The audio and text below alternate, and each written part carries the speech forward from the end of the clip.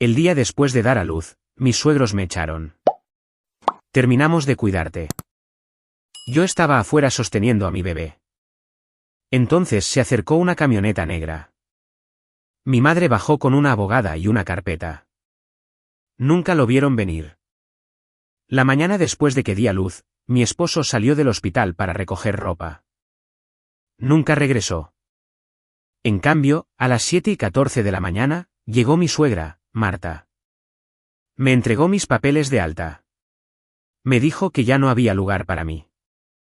Y esa mañana, salí con mi hija recién nacida del centro médico de la Universidad de Vanderbilt en Nashville, Tennessee. Mis suegros me esperaban afuera en la acera junto a 2 maletas y una bolsa de papel con las cosas de la habitación que habían empacado mientras yo estaba en el baño cambiándome. Marta, mi suegra, dijo, ya hemos hecho suficiente. Luego se dirigió a su coche. Me quedé en la acera afuera del hospital con mi hija en mis brazos, las 2 maletas a mis pies y esa calidad específica del aire de Nashville en abril, que es lo suficientemente cálida para estar afuera, pero no lo suficiente para una bebé de 11 horas de nacida. 30 minutos después, se acercó una camioneta negra. Mi madre, Susan, bajó. A su lado estaba una abogada a quien no había conocido antes, llevando una carpeta. Metieron mis maletas en la cajuela. Me ayudaron a subir al asiento trasero con la bebé. No explicaron la carpeta. 6 meses después, la misma familia que me dejó de pie en esa acera me rogaba que no firmara un documento. Suscríbanse antes de que avancemos. Ahora, permítanme llevarlos de nuevo al principio. Porque lo que había en esa carpeta no es lo que creen. Y entenderlo requiere comprender quién era yo antes del hospital y quién era la familia de mi esposo, y lo que pasé 3 años sin ver con claridad. Mi nombre es Evelyn Reed. Tengo 33 años. Soy administradora de atención médica en Nashville, Tennessee, y he estado haciendo este trabajo durante 8 años, gestionando las funciones operativas y financieras de un grupo médico regional. El tipo de trabajo que requiere que entiendas contratos y cumplimiento, y el lenguaje específico de acuerdos institucionales que la mayoría de la gente firma sin leer. Menciono esto porque leer sin leer es el centro de esta historia. No mi lectura, la de mi esposo. Y entender por qué requiere comprender al hombre con quien me casé y la familia de la que provenía. Su nombre es Daniel Stone. Tenía 31 años cuando nos casamos y poseía esa cualidad específica que tienen ciertos hombres que han crecido en familias donde son el centro de gravedad de la familia. Fácil, cálido, el tipo de persona que llena una habitación con su presencia sin un esfuerzo aparente.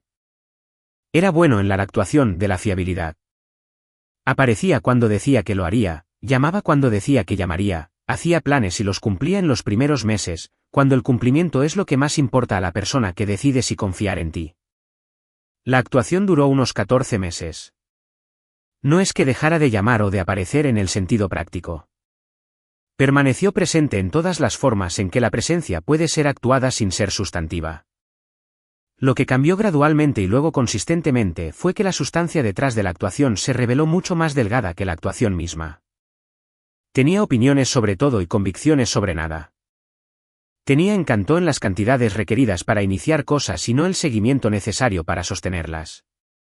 Tenía una madre, Marta, que le había dicho durante 31 años que era excepcional, y él había organizado toda su autoimagen en torno a esa afirmación.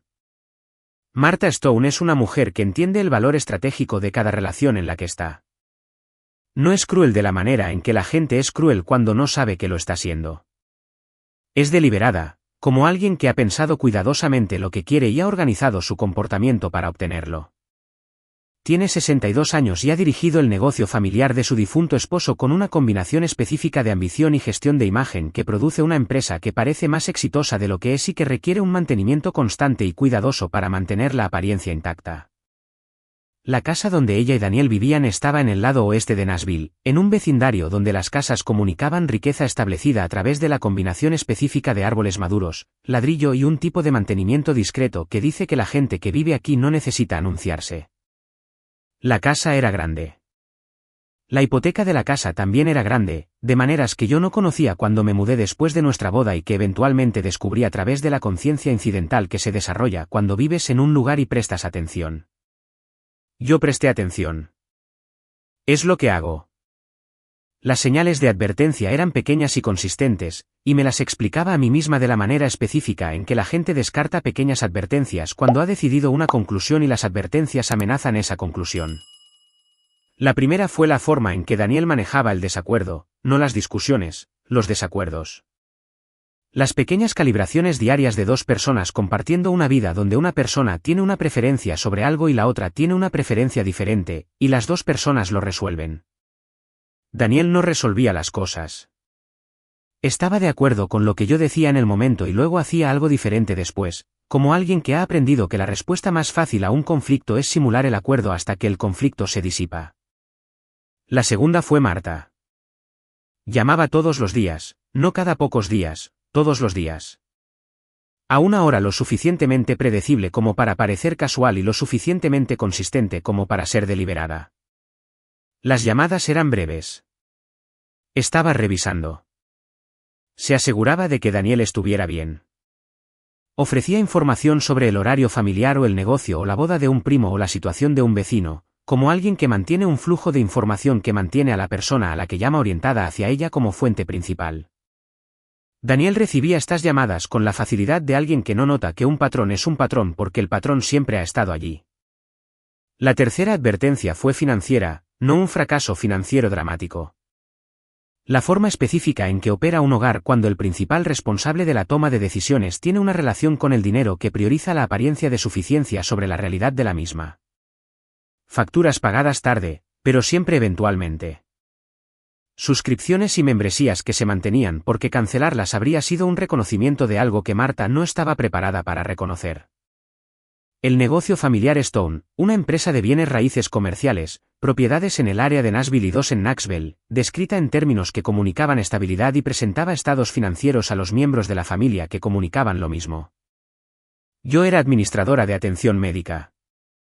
Sabía leer un estado financiero. No pedí leer los estados financieros del negocio familiar porque no era mi lugar pedirlo y porque pedirlo habría requerido una conversación directa sobre algo que todos en la familia Stone tenían un acuerdo implícito de no abordar directamente. He pensado muchas veces en lo que habría encontrado si hubiera preguntado. Debo hablarles de mi padre antes de continuar, porque mi padre es la parte de esta historia que no entendí completamente mientras él vivía y que ahora entiendo por completo. Richard Reed fue un abogado corporativo en Nashville durante 32 años. Practicó derecho comercial, contratos, fusiones, adquisiciones, el lenguaje técnico específico de los acuerdos entre entidades y lo que esos acuerdos significan cuando se ponen a prueba. Era el tipo de abogado que leía todo 2 veces y que mantenía registros de la manera específica de alguien que entiende que el documento es la verdad y el entendimiento verbal es la intención, y las dos cosas no siempre son lo mismo. Murió 18 meses antes de que naciera mi hija. Un evento cardíaco inesperado un martes por la mañana de enero. Tenía 64 años y había estado sano en todas las formas que se miden y no había estado sano en la forma que no se mide, que es la naturaleza de los eventos cardíacos. Había conocido a Daniel 2 veces antes de la boda. La primera reunión fue una cena familiar en casa de mis padres en Brentwood, donde Daniel mostró su mejor versión de sí mismo con la minuciosidad específica de alguien que entiende que la audición es importante. Mi padre fue cálido con él. También lo observaba de la manera en que mi padre observaba todo, no sospechosamente, cuidadosamente. La segunda reunión fue en la oficina de mi padre en el centro. Mi padre le había pedido a Daniel que fuera para discutir algunos trámites relacionados con la boda. Un acuerdo prenupcial no fue el enfoque. La planificación financiera fue el enfoque, el tipo de cosa que Richard Reed habría hecho por cualquiera de sus hijos que se casara. Porque Richard Reed creía que la claridad sobre el dinero antes del matrimonio era un acto de respeto para ambas partes. Yo no estuve presente en esta reunión. Mi padre me dijo después que había ido bien. Dijo que Daniel había sido complaciente. Dijo que el papeleo estaba en orden. No me dijo los detalles específicos del papeleo. No pregunté porque confiaba en él y porque el enfoque de planificación financiera en lugar de acuerdo prenupcial había hecho que pareciera administrativo en lugar de significativo. Y porque a los 29 años, enamorada y planeando una boda, no estaba prestando mi atención más cuidadosa a lo administrativo. Él murió antes de tener una razón para explicar lo que realmente había arreglado. La carpeta que mi madre llevaba al bajar de la camioneta en la acera frente al centro médico de la Universidad de Vanderbilt una mañana de abril era de la abogada de mi padre, una mujer llamada Eleanor Vance, quien había sido su colega durante 20 años y que había tenido la carpeta desde la reunión con Daniel y había estado esperando el momento en que la carpeta importaría. El momento llegó en la acera afuera del hospital. Pero me estoy adelantando. Me mudé a la casa Stone después de nuestra boda. No con entusiasmo, sino por razones prácticas. Daniel vivía allí. Estábamos casados. La casa tenía espacio. Marta tenía un ala de la casa que era funcionalmente su propio apartamento, y Daniel y yo teníamos el piso de arriba, y el arreglo tenía la cualidad específica de algo que se describía como temporal mientras estaba estructurado como permanente. Marta dijo, «Esta es nuestra casa familiar». Lo dijo de la forma en que la gente dice cosas que están destinadas a comunicar propiedad sin declararlo directamente. Lo dijo cuando reorganicé la cocina a la configuración que hacía la cocina funcional en lugar de decorativa. Lo dijo cuando sugerí repintar la habitación de invitados de un color diferente. Lo dijo cuando le mencioné a Daniel que el paisajismo en el lado sur de la casa tenía un problema de drenaje que se volvería estructural si no se abordaba. Yo misma abordé el problema de drenaje. Contraté a la empresa. Supervisé el trabajo. Pagué de mi propia cuenta. Marta le agradeció a Daniel por manejarlo. El embarazo no fue planeado en el sentido de planificarse al mes, pero no fue una sorpresa en el sentido de ser algo que ninguno de los dos había discutido. Habíamos hablado de tener hijos de la manera abstracta en que la gente generalmente está de acuerdo en que los hijos son parte del futuro que están construyendo juntos. Y cuando quedé embarazada a los 32 años, la abstracción se volvió concreta de la manera específica en que la concreción llega más rápido que la preparación. Continué trabajando durante la mayor parte del embarazo, no porque la presión financiera lo requiriera, sino porque el trabajo era mío. Y detenerlo habría parecido dejar lo más confiable de mi vida durante el periodo en que la confiabilidad de todo lo demás se estaba volviendo algo de lo que yo era más consciente. El papel de Marta en el embarazo fue el de alguien que ha decidido que el embarazo pertenece a su narrativa en lugar de a la mía. Ella organizó el baby shower sin pedir mi opinión sobre la lista de invitados. Ofreció opiniones sobre nombres con la autoridad de alguien cuyas opiniones eran el factor decisivo. Se refirió a la bebé como nuestra nieta de la manera específica que usa el nuestra para comunicar una afirmación que el nuestra no tiene derecho a hacer. Daniel se movió a través del embarazo de la manera en que se movía a través de la mayoría de las cosas. Presente en las formas superficiales, ausente en las sustantivas. Acudía a las citas cuando se le recordaba. Expresaba el entusiasmo apropiado cuando el entusiasmo apropiado era socialmente requerido. No preguntaba cómo me sentía de la manera de alguien que quería saber. Preguntaba de la manera de alguien que actuaba la pregunta. Yo noté esto. Lo archivé en el lugar donde estaba archivando la acumulación de cosas que había notado y aún no había decidido qué hacer al respecto. Tenía 8 meses de embarazo cuando dejé de excusar la acumulación, no por un solo evento dramático, sino porque la acumulación había alcanzado una masa que mi capacidad para excusarla ya no era suficiente para manejar. Yacía en la cama un jueves por la noche escuchando a Daniel hablando por teléfono con Marta en el pasillo fuera de nuestra habitación. Su voz baja y su conversación era del tipo que se detiene cuando te acercas. La cualidad específica de una conversación entre dos personas que tienen un entendimiento que no quieren que un tercero conozca.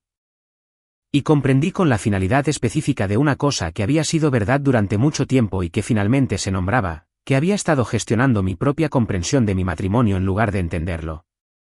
Llamé a Eleanor Vance a la mañana siguiente, no porque supiera de la carpeta. No sabía de la carpeta. La llamé porque había sido colega de mi padre y porque necesitaba una abogada y porque la única abogada en la que confiaba era en la que mi padre había confiado. Ella dijo, he estado esperando tu llamada, Evelyn. Hay algunas cosas que debería haberte dicho antes. Me gustaría que vinieras. Hice la cita para la semana siguiente.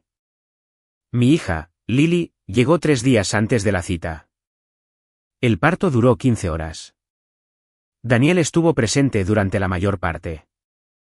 No de la forma en que quieres que alguien esté presente durante 15 horas de parto, sino de la forma de alguien que está gestionando su propia incomodidad con la situación mientras aparenta estar gestionando la tuya. Me tomó la mano cuando las enfermeras sugirieron que me tomara la mano. Dijo las cosas que parecían esperadas.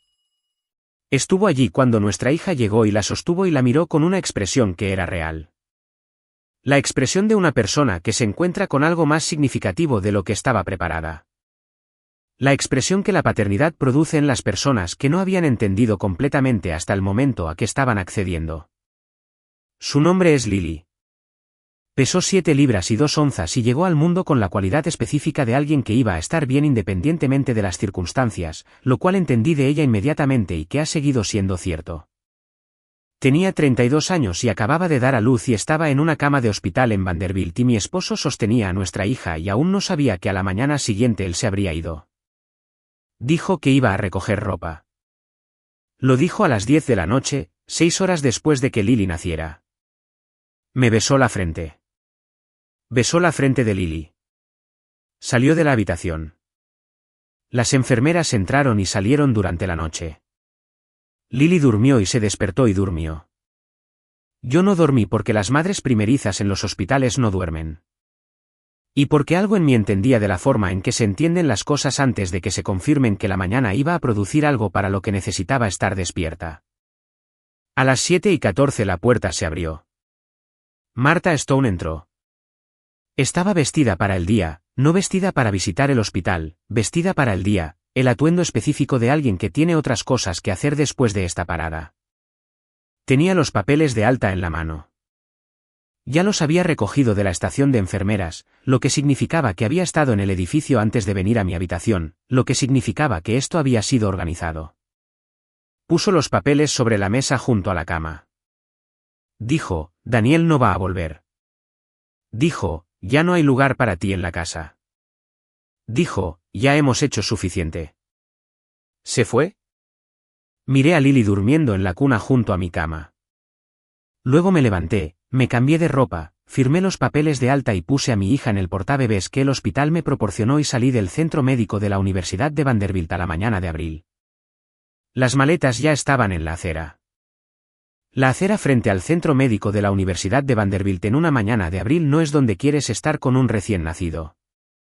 Quiero describir los detalles porque los detalles son lo que se quedó conmigo después. No el gran contenido emocional del momento, que era demasiado grande para procesar en el momento, sino la realidad física específica de estar de pie en una acera en Nashville con un bebé de 11 horas y 2 maletas y una bolsa de papel con los artículos emitidos por el hospital que habían incluido. Con mi alta. La bolsa de papel tenía un folleto sobre el cuidado del recién nacido. Tenía el pequeño tubo de ungüento que las enfermeras habían aplicado después del nacimiento de Lily. Tenía una lista de recomendaciones para citas de seguimiento y un número al que llamar si tenía preocupaciones. No tenía a dónde ir. Me quedé en la acera e hice lo único productivo que tenía a mi disposición en ese momento, que era sostener a Lily correctamente. Estaba en el portabebés que el hospital había proporcionado. Y ajusté las correas con la atención específica y concentrada de alguien a quien 4 enfermeras le habían dicho exactamente cómo debían ajustarse las correas y que ahora estaba aplicando esa instrucción porque la instrucción era lo que podía hacer en ese momento. No lloré, no porque estuviera manejando mis emociones con algún tipo de control deliberado, sino porque el momento era demasiado grande para las respuestas emocionales ordinarias, y lo que estaba haciendo en su lugar era estar muy presente con Lily, que estaba cálida y respiraba y era completamente inconsciente de la acera. Mi teléfono estaba en el bolsillo de mi chaqueta. Todavía no había llamado a nadie. Había estado en el hospital durante 30 horas, y la noche anterior había sido la noche anterior, y no había llamado a mi madre porque no había habido una razón para llamarla hasta este momento. Y ahora había una razón, e iba a llamarla. Metí la mano en mi bolsillo. Una camioneta negra giró hacia el área de recogida del hospital. El nombre de mi madre es Susan Reed. Tiene 61 años y es el tipo de mujer que ha pasado toda su vida adulta siendo la persona que aparece, no ruidosamente, no con anuncios, sino con la consistencia específica de alguien para quien aparecer no es una elección que hacen, sino una cualidad que poseen. Salió del lado del pasajero de la camioneta antes de que se detuviera por completo. Detrás de ella, del asiento trasero, salió una mujer que no conocía, de unos 60 años, profesional, llevando una carpeta de la manera específica y decidida de alguien para quien llevar una carpeta es parte de cómo se mueven en su vida profesional. Mi madre cruzó la acera y me quitó a Lily, no con dudas, con la facilidad de una abuela que había estado esperando este momento específico durante 9 meses. Y sostuvo a mi hija y me miró. Dijo, vamos a estar bien. Lo dijo de la forma en que decía todo lo importante, no para consolarme porque no estaba actuando el consuelo, sino para informarme.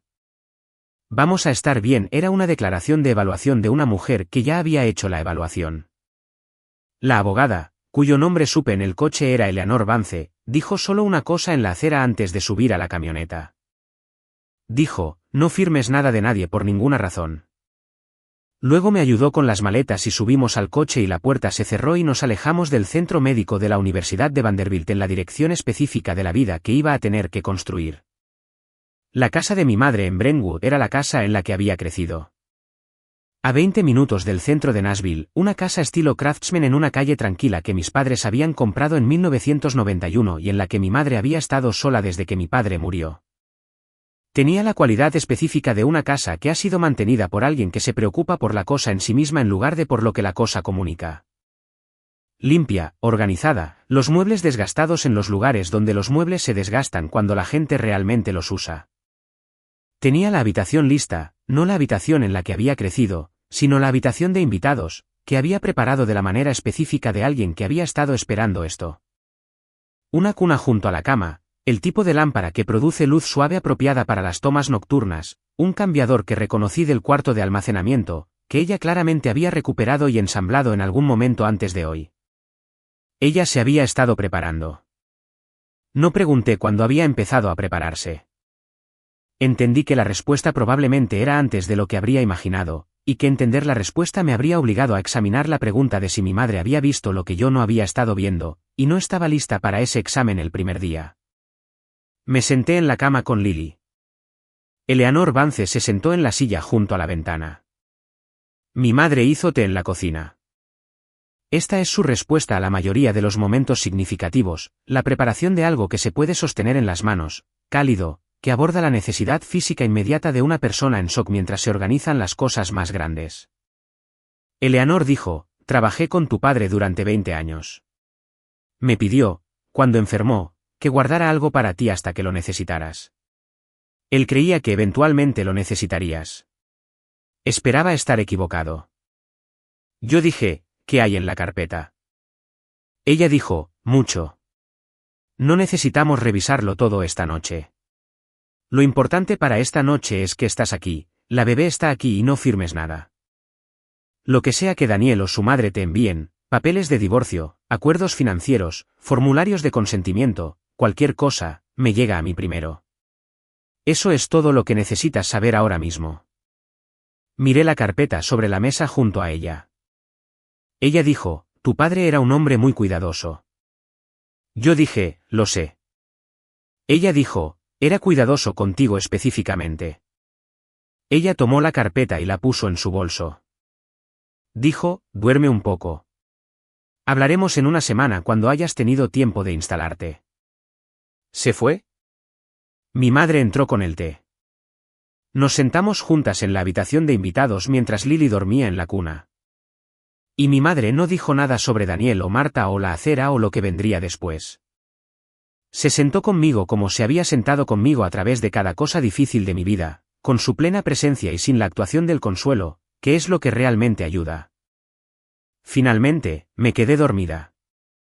Quiero contarles la semana que siguió de la manera honesta, porque la manera honesta es menos dramática que la manera dramática y más verdadera. La manera honesta es que alimenté a Lily cada 2 o 3 horas.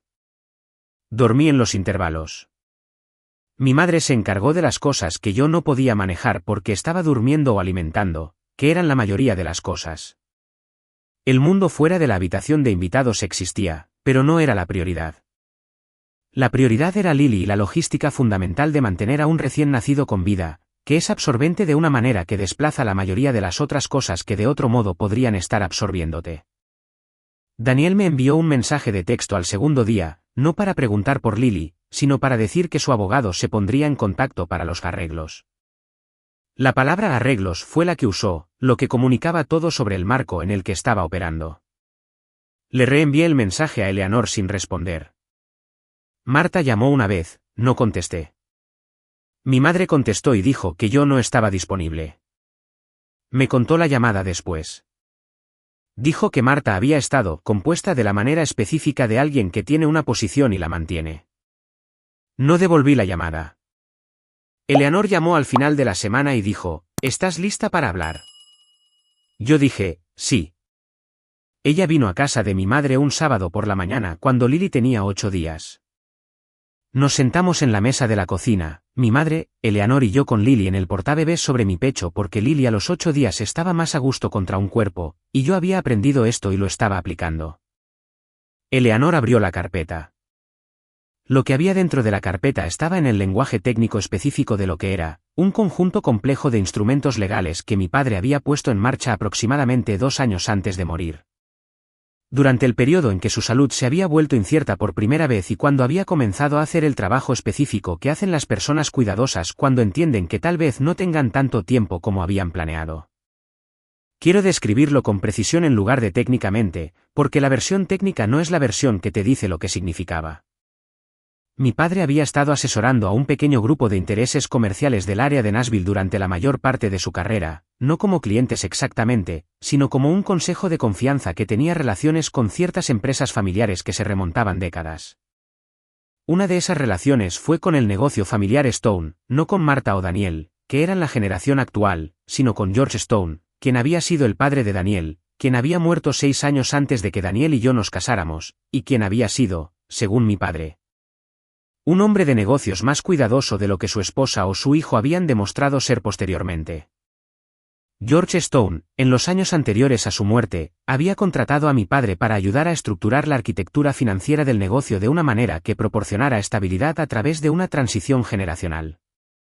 La estructuración había implicado acuerdos de inversión, acuerdos formales documentados sobre contribuciones de capital e intereses de propiedad que habían sido debidamente ejecutados y registrados. Mi padre había realizado una inversión en mi nombre, no con mi dinero, sino con parte de su propio capital, estructurada como un regalo para mí. Colocada en un acuerdo de inversión documentado con el negocio familiar Stone en un momento en que el negocio necesitaba capital y los términos eran favorables. El acuerdo de inversión me otorgaba un interés del 49% en la cartera de activos principales del negocio. Daniel había firmado documentos en la oficina de mi padre con motivo de nuestra boda que reconocían y confirmaban este interés. Los había firmado como parte del papeleo de planificación financiera que mi padre había descrito como rutinario. No los había leído con suficiente cuidado como para entender lo que estaba reconociendo. Marta nunca había sabido de los acuerdos porque George había estructurado el negocio de maneras en que la participación de Marta no requería su conocimiento de todos los arreglos de capitalización. Y porque mi padre y George se habían entendido lo suficientemente bien como para que el arreglo se hubiera mantenido con la discreción que ambos hombres preferían. Me senté en la mesa de la cocina de mi madre con Lily en mi pecho y miré la carpeta. Dije, Daniel no lo sabe. Eleanor dijo, casi con certeza no.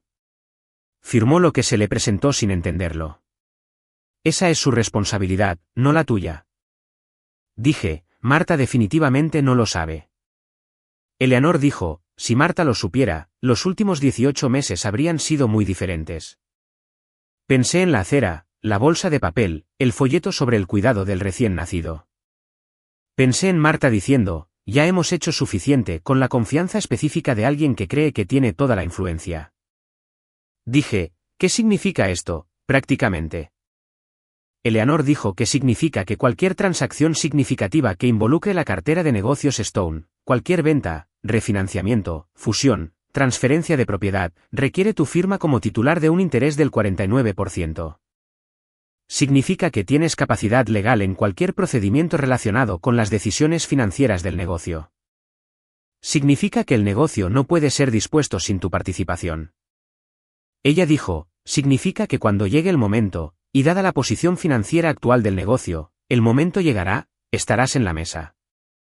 Volví a trabajar a las 11 semanas después del parto, no porque tuviera que hacerlo, sino porque el trabajo era mío, y era la parte de mi vida que había sido enteramente mía durante el matrimonio, y necesitaba estar en ello.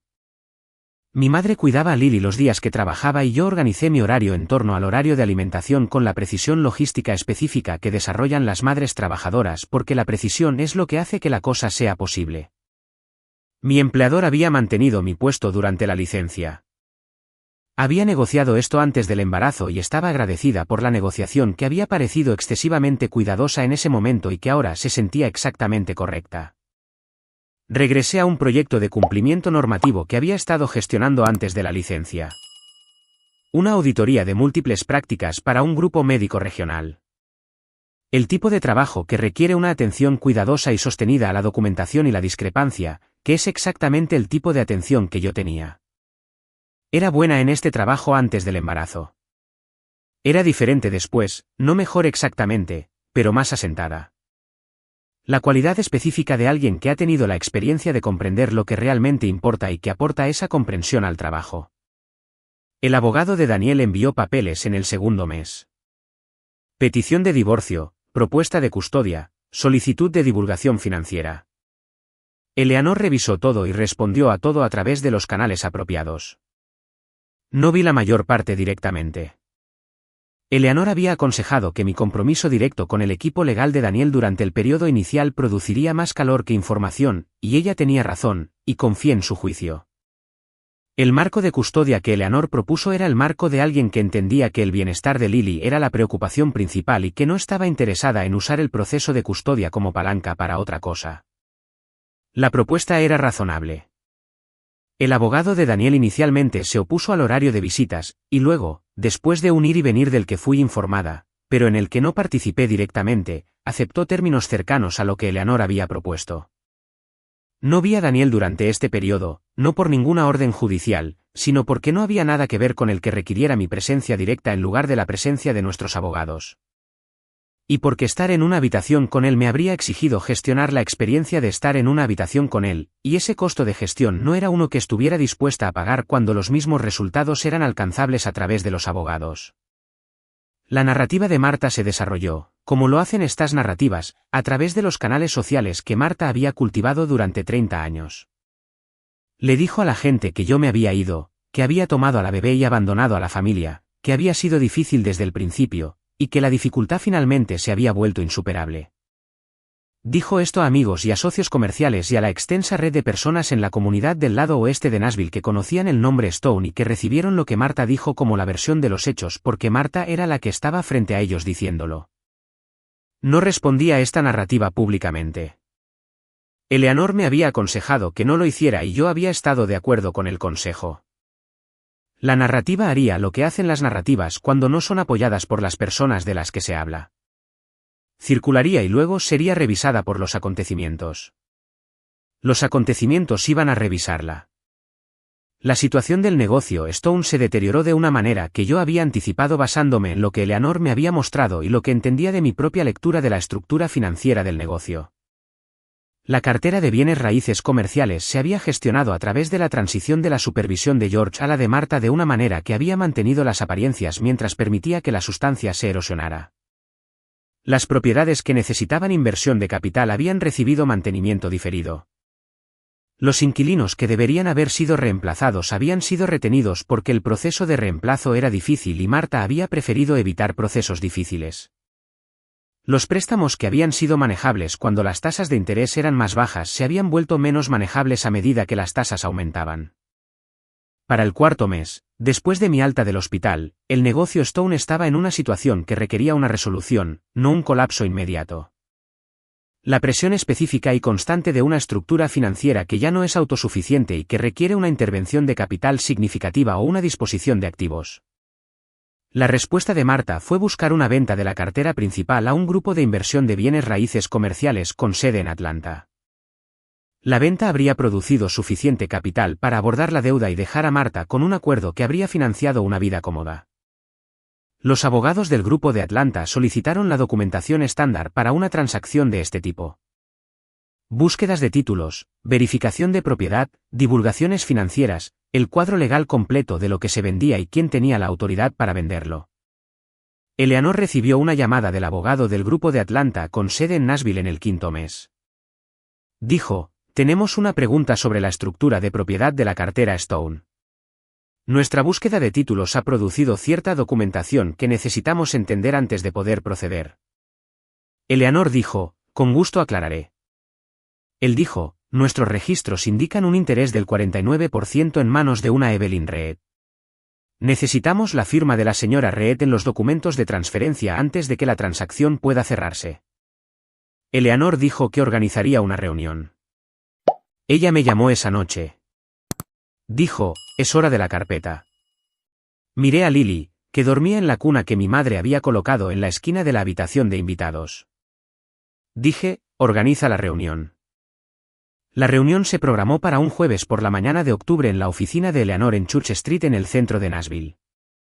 La firma de Eleanor ocupaba el cuarto piso de un edificio a 2 cuadras del juzgado. El tipo de oficina que comunica trabajo serio a través de la discreción en lugar de la ostentación. Buenos muebles, sin desorden, la organización específica de un espacio donde las cosas difíciles se manejan con precisión, y donde la precisión es el punto.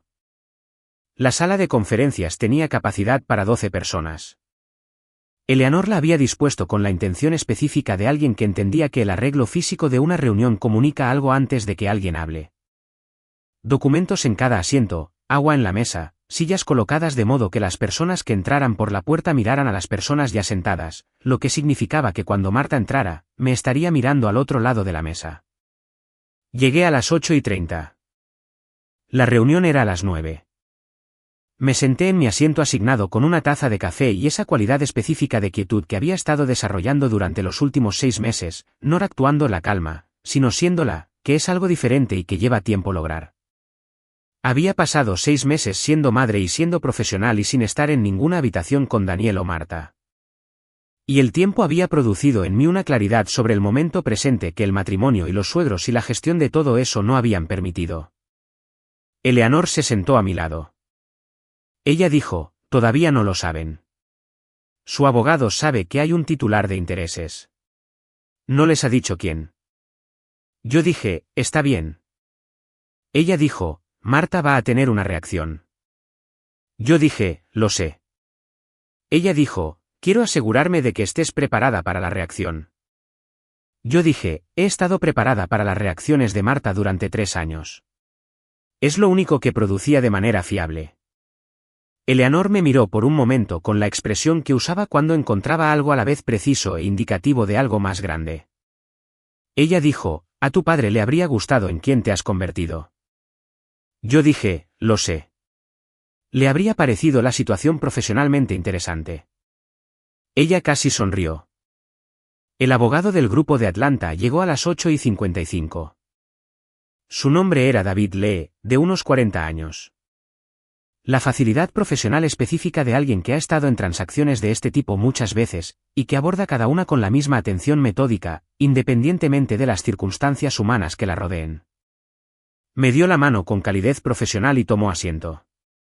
El representante del banco llegó a las 8:58. Un alto oficial de préstamos comerciales llamado Andrew Green del Banco Regional que tenía la nota principal de la cartera Stone. El abogado de la familia Stone, un hombre llamado Sr. Davis, que había estado representando los intereses de Marta a través de la reestructuración del negocio, llegó a las 9:01. Marta y Daniel llegaron a las 9:03. Marta entró por la puerta de la sala de conferencias con la postura específica de alguien que ha estado gestionando cosas significativas durante mucho tiempo, y que aborda una reunión de negocios con la autoridad establecida de una persona que conoce el territorio. Se detuvo. No dramáticamente. La cesación específica del movimiento que ocurre cuando el cerebro ha recibido información que le exige redirigir los recursos de procesamiento de la actividad planificada hacia la nueva información. Daniel estaba detrás de ella. Él me vio aproximadamente un segundo después que Marta. Su reacción fue diferente. No la reacción de autoridad interrumpida de Marta, sino la cualidad específica de un hombre que ha estado en el proceso de reorganizar su comprensión de una situación y acaba de recibir una nueva variable significativa. Los miré a ambos. Dije, buenos días. Eleanor dijo, por favor, tomen asiento. Tenemos una agenda completa. Se sentaron. El señor Davis se inclinó hacia Marta y dijo algo en voz baja. Ella negó con la cabeza ligeramente de la manera específica de alguien que está procesando y no quiere ser interrumpida mientras procesa. David Lee abrió su carpeta. Dijo, gracias a todos por estar aquí.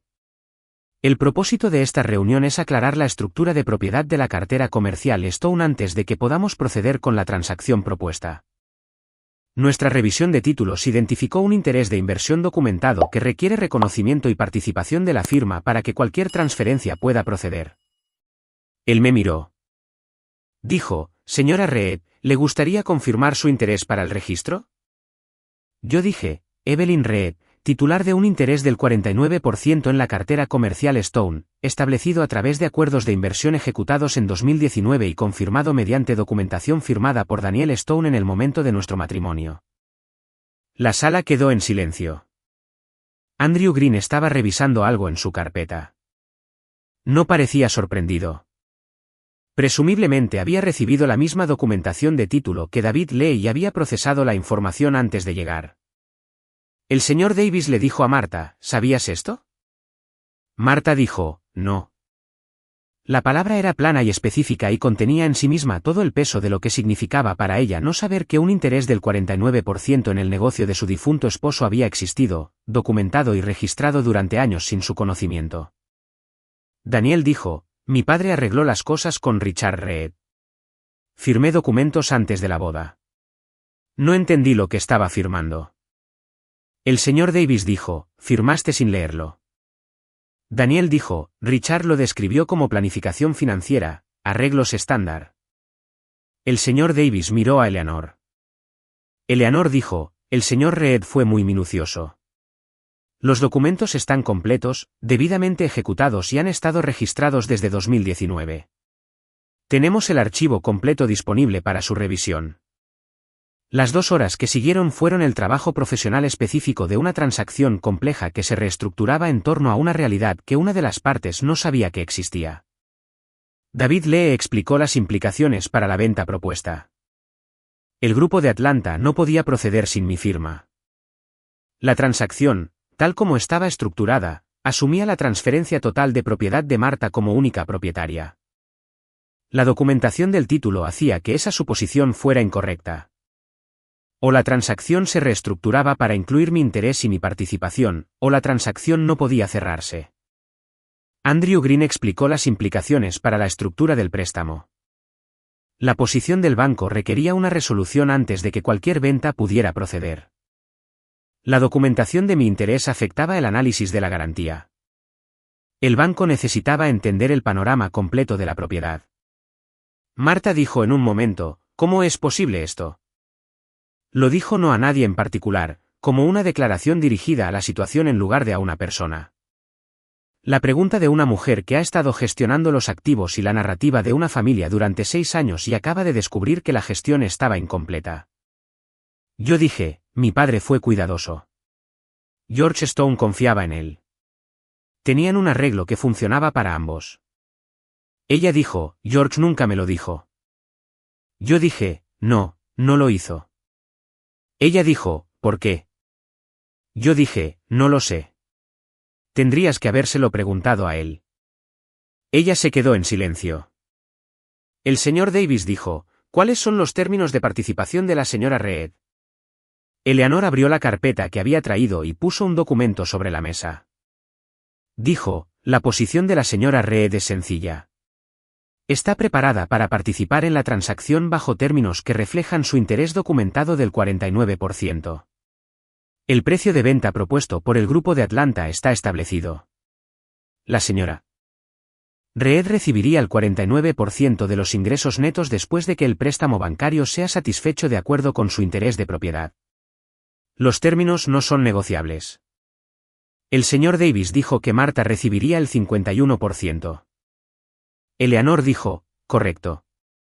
El señor Davis dijo, ¿y si la señora Reed se niega a participar? Eleanor dijo, la transacción no puede cerrarse.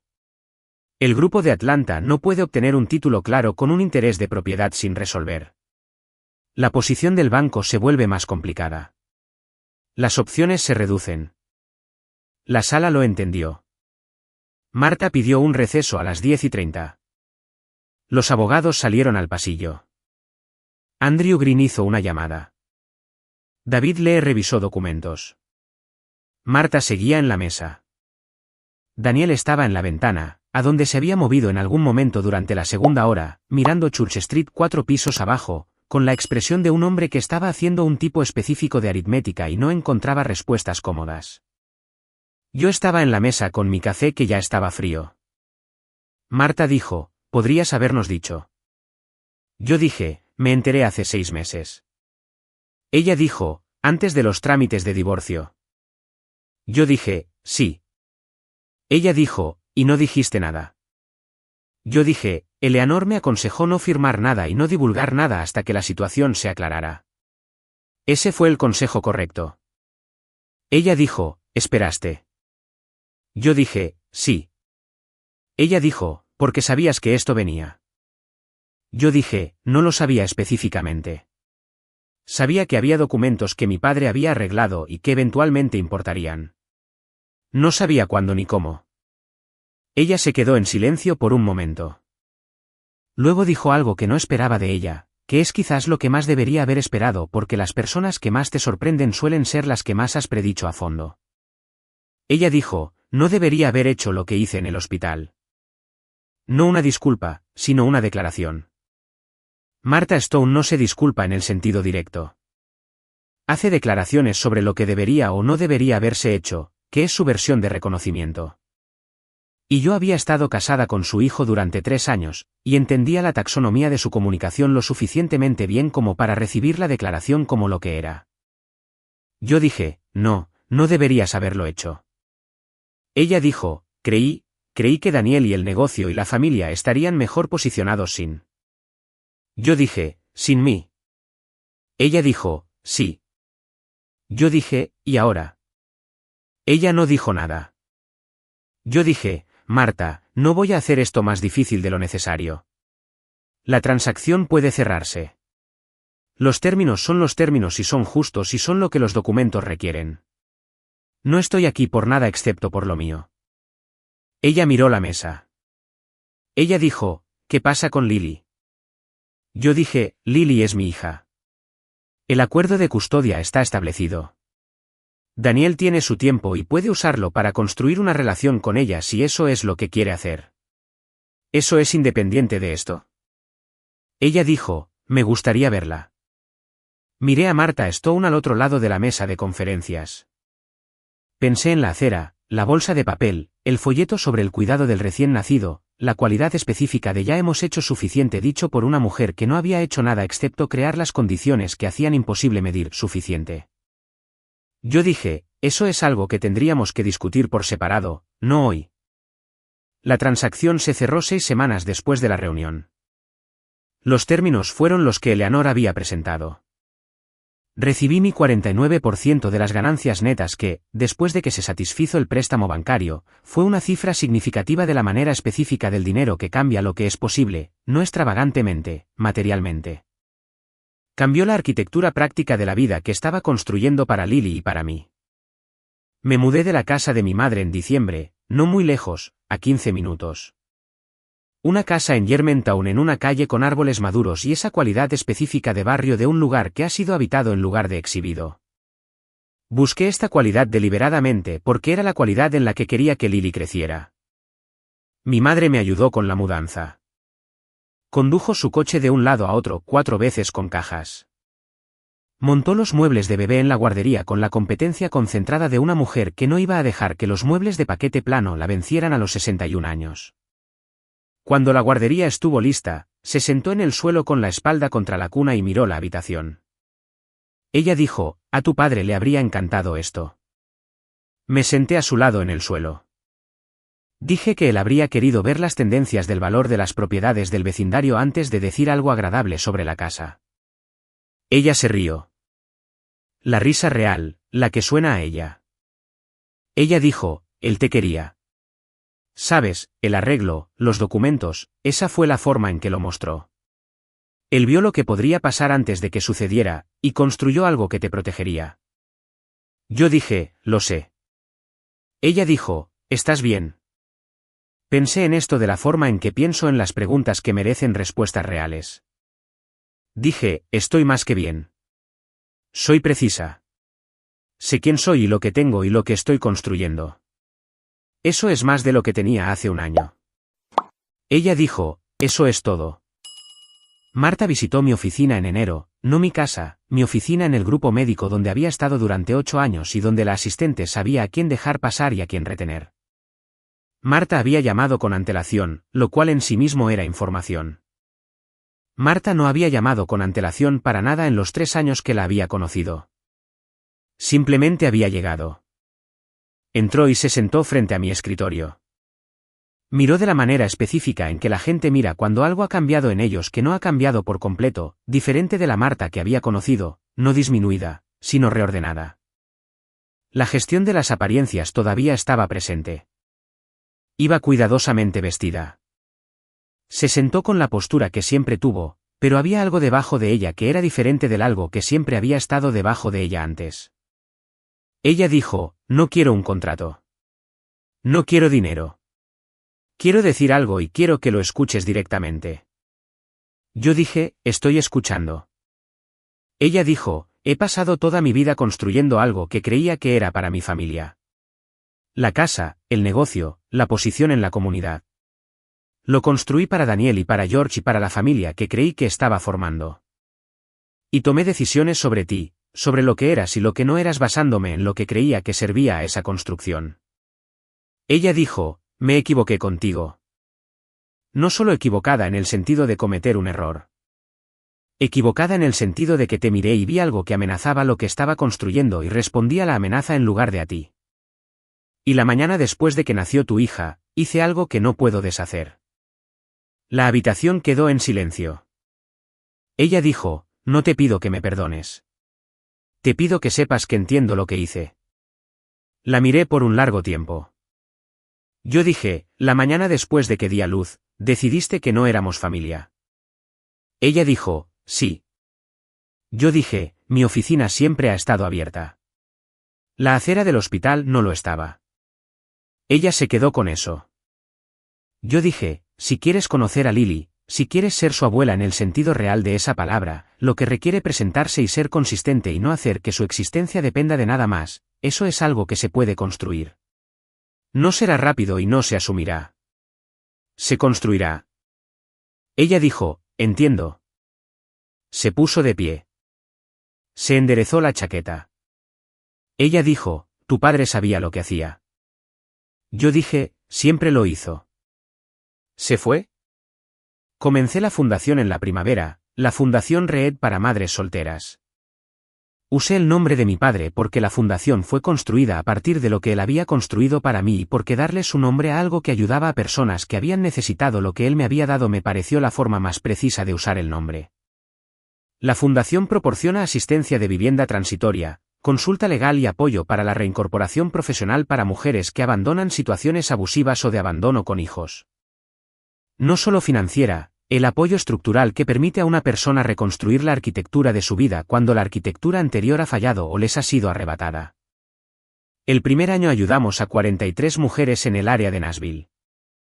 En el evento de inauguración, alguien me preguntó qué me había impulsado a iniciarla.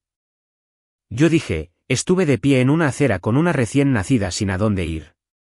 Y mi madre apareció y una abogada apareció y aprendí que las personas adecuadas apareciendo en el momento adecuado no es suerte. Es el resultado de que alguien haya sido lo suficientemente cuidadoso como para prepararse para el momento antes de que llegara. Yo dije, quiero ser ese tipo de persona cuidadosa para los demás. Lily tiene 6 meses en la fotografía de mi escritorio en el trabajo. Está mirando a la cámara con la expresión de alguien que ha decidido que la cámara es interesante, pero que aún no ha decidido qué hacer con ese interés. Su expresión es muy propia. Solía pensar que el peor día de mi vida fue la mañana en que la saqué del hospital sin a dónde ir. No lo fue.